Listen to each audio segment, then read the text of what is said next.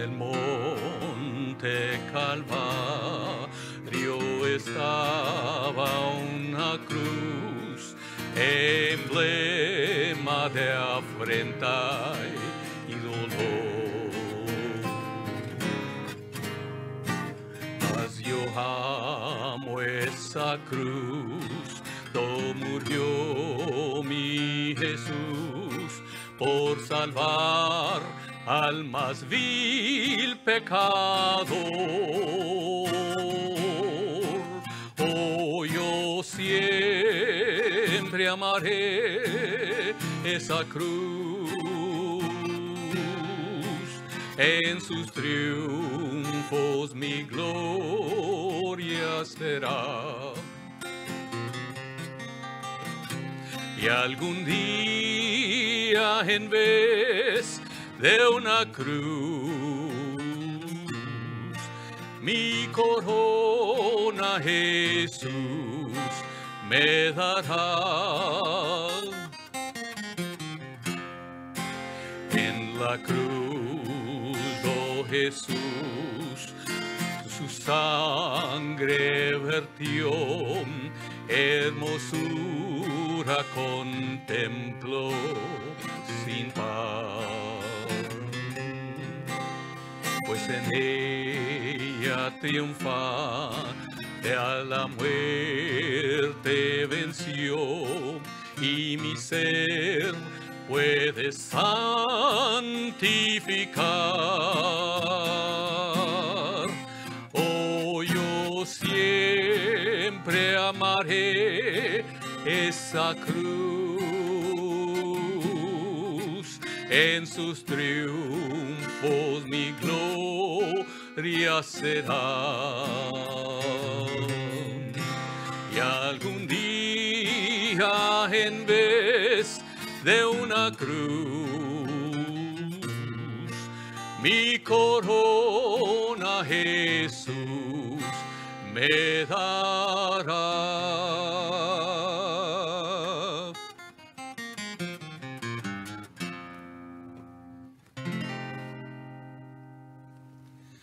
Es el día de resurrección. Dios les bendiga. Estamos celebrando el mayor día festivo para el mundo cristiano. Estamos celebrando que Cristo resucitó. Quiero hablar acerca de la resurrección y acerca de los primeros testigos. ¿Quién cree usted que fue el primer testigo de saber que Cristo había resucitado?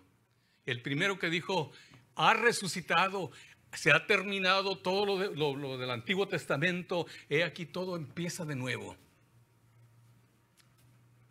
El sistema religioso fue el primero.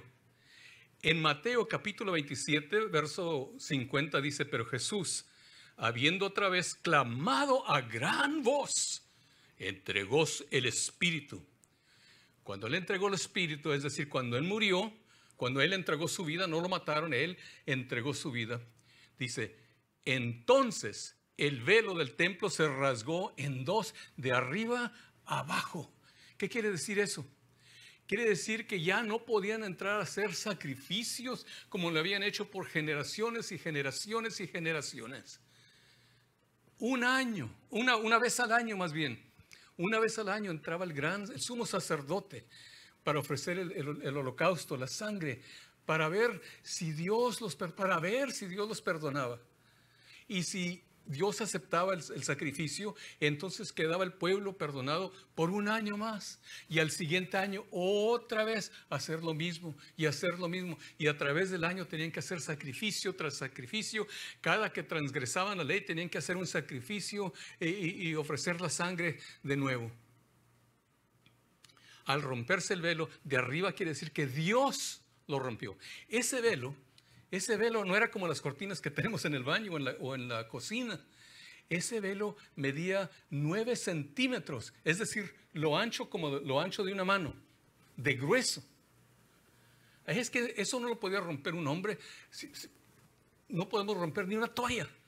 ¿Se imagina un velo de 5 pulgadas o 9 centímetros de grueso?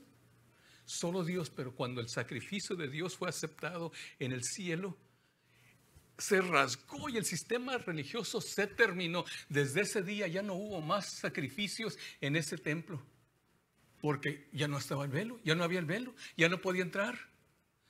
Y como a los 30 años después de Jesucristo, el templo fue tumbado, se lo llevaron piedra por piedra junto con el resto de la ciudad. Ya solo queda uno de los muros, parte de uno de los muros.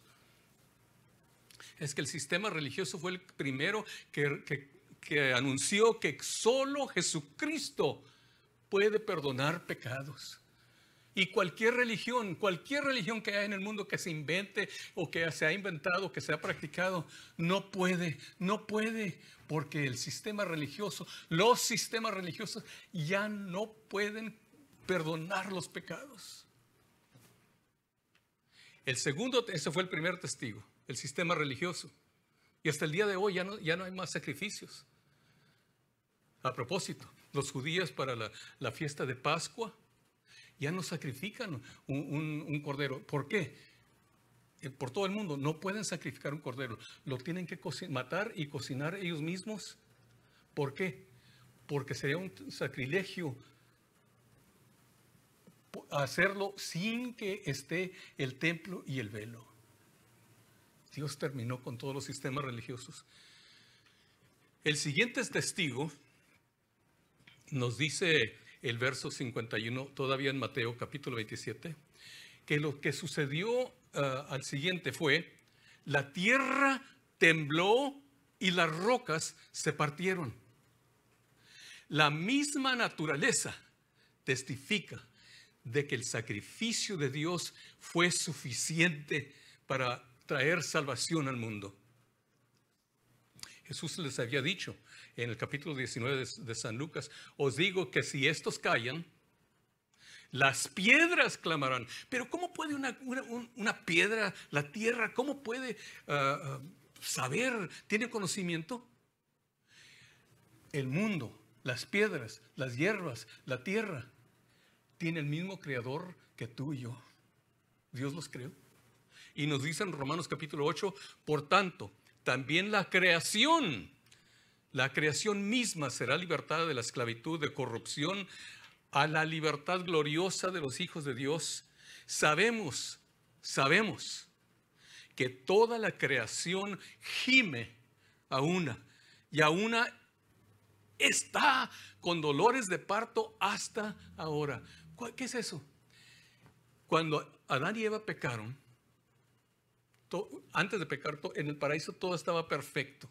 Ni había lluvia, no había necesidad de lluvia porque caía un llovizno muy finito y todo estaba perfecto.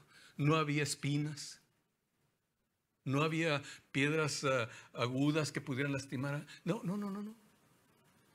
Cuando cayeron y entró el pecado al mundo, el pecado contaminó no solo al ser humano, sino a la misma creación. Por eso hay hierbas amargosas, hierbas peligrosas, venenosas. Entró la muerte a la misma creación. Hay polución, hay enfermedades, hay plagas. Todo eso vino por causa del pecado.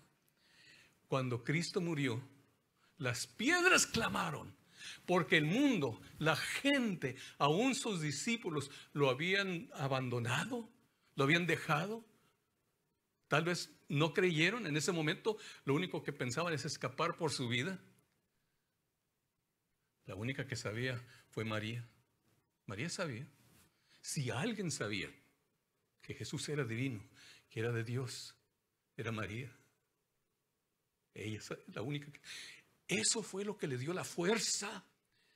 ¿Cuál madre puede estar allí viendo a su hijo ser crucificado?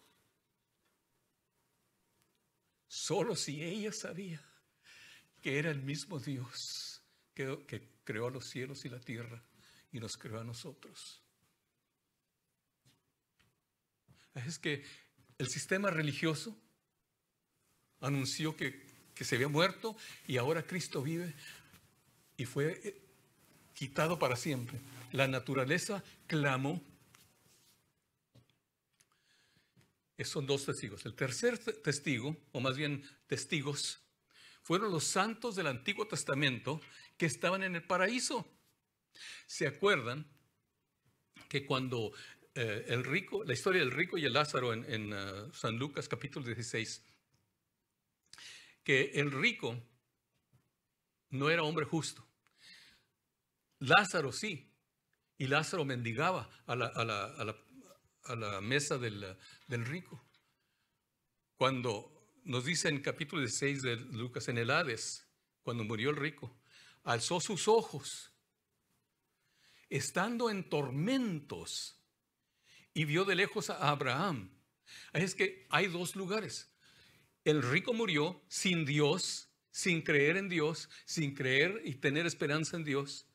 Murió y fue al infierno, donde estaba en tormento. Tormentos, plural, más de uno.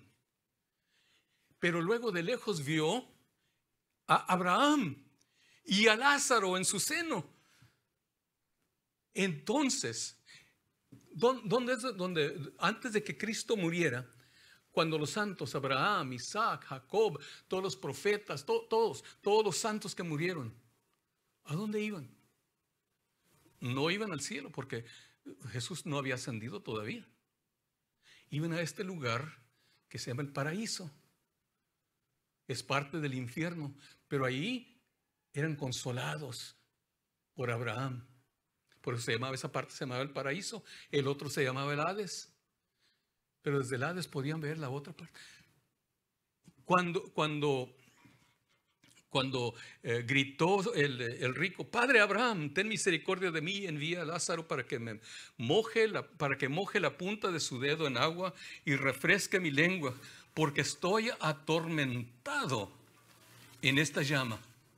Pero Abraham le dijo, hijo, acuérdate que recibiste tus bienes en tu vida y Lázaro males, pero ahora este es consolado aquí en el paraíso y tú atormentado allá en el Hades. Además de todo esto, una gran cima, hay un espacio que no se puede pasar. Está puesta entre nosotros y vosotros, de manera que los que quisieran pasar de aquí a vosotros no pueden, ni de allá pasar acá. Están los que murieron sin tener fe en Dios, sin creer en el Dios de Abraham, Abraham, Isaac y Jacob. Están en edades atormentados. Los santos estaban en el seno de Abraham en el paraíso. Pero luego nos dice en el capítulo 27 de Mateo, siguiendo el siguiente verso 52, los sepulcros se abrieron y muchos cuerpos de santos que habían dormido se levantaron.